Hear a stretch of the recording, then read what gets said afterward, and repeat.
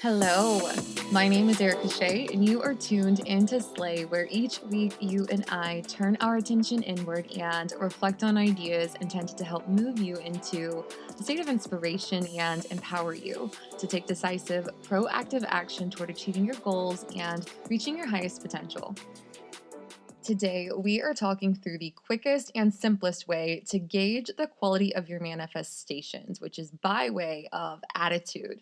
If you are ready to effectively mitigate obstacles and just position yourself for success in the future, then this episode is for you. Let's get into it. C.S. Lewis wrote, "It's not the load that weighs you down, it's the way you carry it." In other words, it's not the difficulties that we face, but rather the way we approach and handle them, suggesting that our attitude and perspective towards our problems can have a significant impact on how we experience them. So, by changing our attitude, we can lighten the burden of our problems and find a way to move forward, which is exactly what we are discussing today. Choosing to be in a good mood, even when we don't feel like it, because that's what lovers do. Or at least that's what many lovers do. Call love a choice, that is. They make a choice to commit to working through challenges. They make a choice to demonstrate care and support for their person, prioritizing their needs and well being despite how they're feeling. They make a choice to listen, to understand, and express themselves in constructive ways. They make a choice to let go of resentment and work towards resolution. They make a choice to be open minded and work on themselves. So, with that in mind, I'd like to stop and ask you, what kind of lover are you? Remember, we attract in life not what we want, but who we are being. And if there is one quote that I live by, it is, "How we do anything is how we do everything." The relationship that we have with ourselves, it sets the tone for all others. So, who are you being for yourself? Are you committed and holding yourself to the same standard that you would a lover? What I'm not trying to do is sit here and promote toxic positivity. What I am hoping to make very clear is that if you don't get a handle on what you allow to steal your attention and what you allow to just mess up your vibe, it will have power over you and be to your detriment. And it will be no one's fault but your own. You are not helpless because you're not broken. Your mind is fully functional. It spends hours toiling over exactly what you want to focus on day in and day out. And what you put into it is what you get out of it. The thoughts that you're thinking, they're creating emotions that are affecting your mood and in turn affecting your behavior, which, if you listen to this podcast, you know. But I highlight here now to emphasize that the functionality that is you is not broken. You will do whatever you tell yourself to do. And remember, as within, so without. The external world is simply an outpicturing of everything that's going on in your inner world. So if we have determined, we can agree that you're not broken, hopeless, or helpless, and we can reflect on the fact that you have survived 100% of your worst days, otherwise, you wouldn't be here. Could we not take a moment to just consider and really entertain the idea that a potential for greatness does, in fact, lie within you? It's simply just, it's been unable to manifest itself because the levers required to unlock and unleash it, they haven't been pulled enough to open the floodgates. I don't know about you, but I am all about experimentation. I will try almost anything once if there is a real chance that it can help me grow. And if nothing else has worked, and if there's nothing to lose by trying, I'm just all for it. I'm like, let's go. Why not?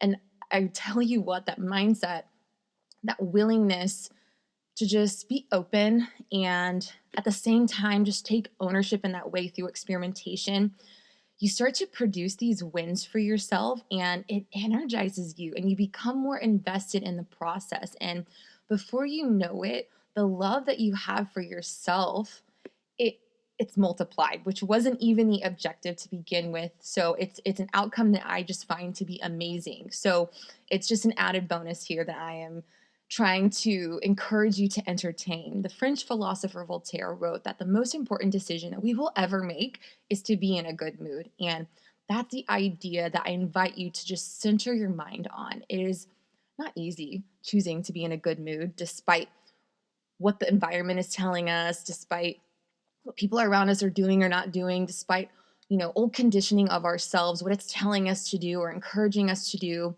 Being selective with our thoughts and what we give our energy to, it's self care.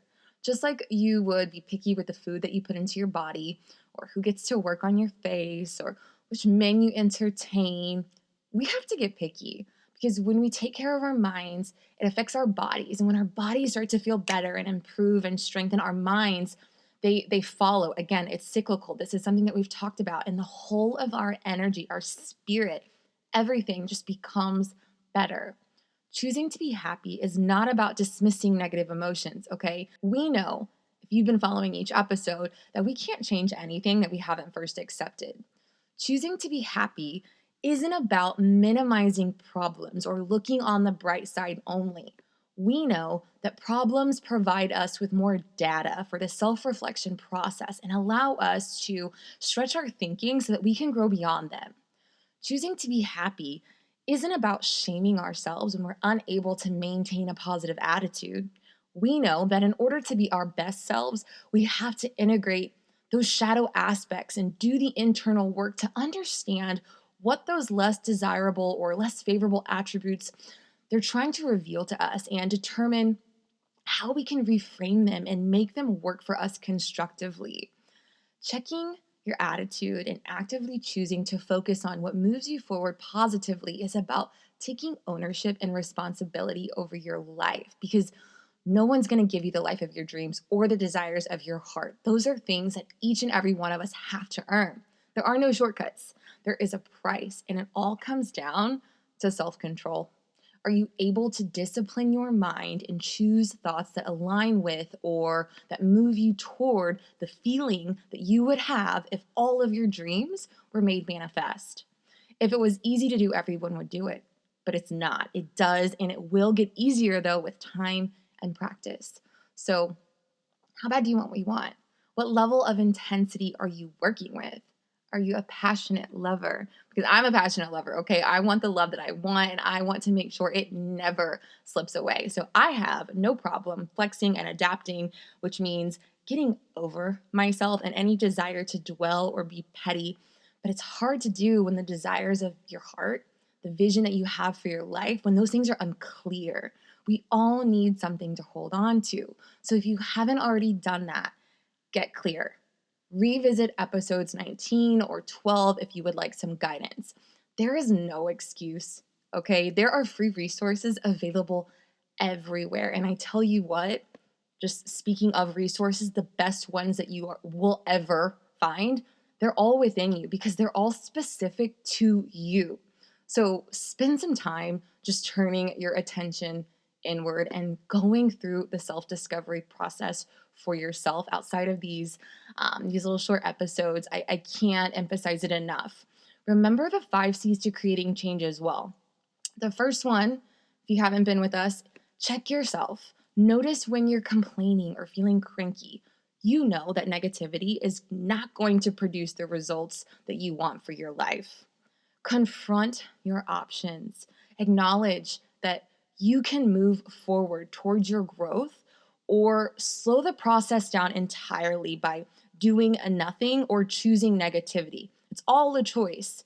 But if you want the evolution, you want the progress, you want the unfolding of your purpose and all of that, you've got to take steps forward. Okay, so that means holding on to positivity when you can, or choosing the higher vibrational thought when you can. Remind yourself that whatever attitude, whatever thought is creating this attitude, it's stealing your joy, okay? It's stealing your attention and it's causing you to be less present, less productive, and less effective in the here and now. Then declare to yourself that you're not doing that, okay? This attitude, it's not serving you. It's literally depleting you of valuable resources. It's depleting you of your energy. Remind yourself that you got shit that you are doing, that you are trying to do. Remind yourself that by choosing to stay in that thought loop that is creating this attitude, this mood, you're choosing misery over productivity. You're choosing this ick over your vision and the desires of your heart. Number 3, after you've confronted, you're going to counter the thought. You're going to spin it into a positive that you can be sincerely grateful for. So thank you, universe, for the mindfulness and the guidance. Okay. Number 4, celebrate. You're going to celebrate self mastery. Recognize that from check to counter, numbers 1 through 3, you have demonstrated immense growth. You rose above and you are continually expanding your awareness and you're out here. The fifth and final thing is commit. You want to commit to staying on top of your attitude, staying on top of checking it and handling the next blip with even more understanding, even more grace and speed in the future. Then, after you've done all of that, you let it go. Remember, you want to get your body involved in this moment, in this process, by wiping your hands clean as if you really had something on them, shaking them out, and just releasing that energy that no longer serves you to help reinforce the message to your subconscious mind that you are creating new habits. And from there, go on about your day with a clean, inspired mind and fresh spirit.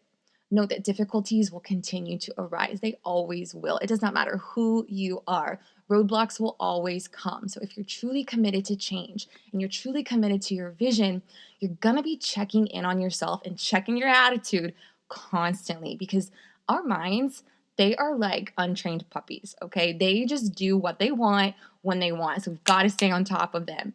But with time and consistency, see if you don't perceive a reduction just in the amount of tests that you're faced with by simply choosing to be in a good mood.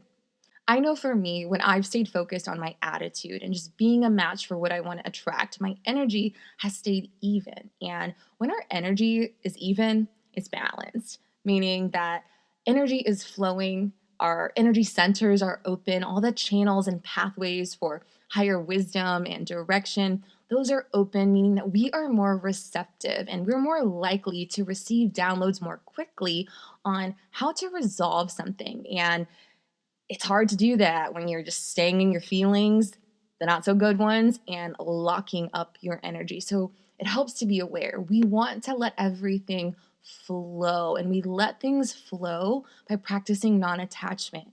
What you seek is seeking you, but you have to be a vibrational match. If you're focused on the negative internally, you're more likely to spot it externally and catch yourself in these unfavorable, undesirable circumstances. But the same goes on the flip side. When you're focused on the positive, we set ourselves up for success accordingly. We find more opportunities. We find ourselves in these positions to just have more abundance in our lives because that's what we're focused on. It is that simple. Finally, the quality of your heart. It determines the quality of your manifestations, what you are drawing to you. And the quality of your heart, it's dependent on your attitude, how you are feeling. So check it and check it constantly. It is the quickest and the simplest way to stay in your power. If you enjoyed this episode and know someone who could benefit from today's message or any of the content that we discuss, be sure to share it with them. As always, I thank you for tuning in. Until next time, continue to show up for yourself in a major way.